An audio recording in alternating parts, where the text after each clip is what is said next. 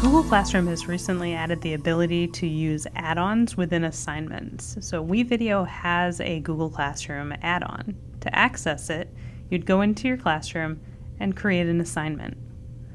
You'll notice here in the bottom right, you have these add-ons to choose from. One of them is WeVideo. It will ask you to sign in with your Google account. Make sure to check off the additional boxes for Google Classroom. Click Continue.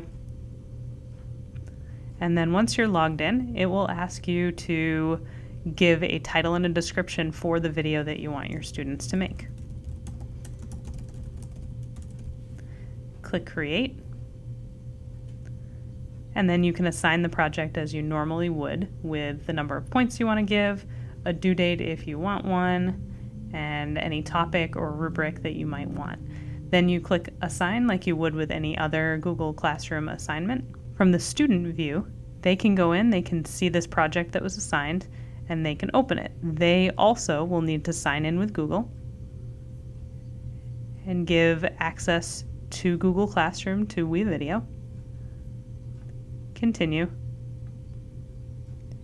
And then they are brought into the WeVideo assignment. They can jump right in, they can edit as they would right in WeVideo, although they are still technically in Google Classroom. They are not really in WeVideo.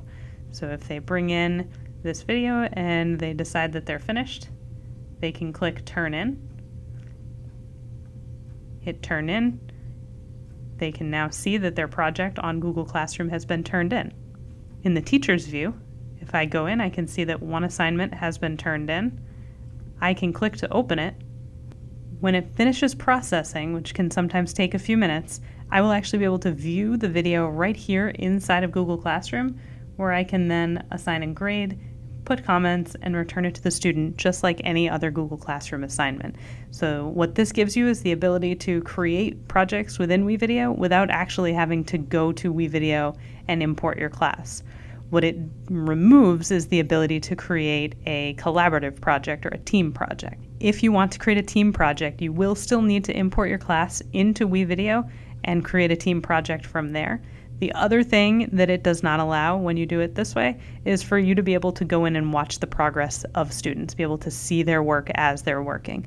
So to do quick videos, this is a great tool just to keep you in one place in Google Classroom.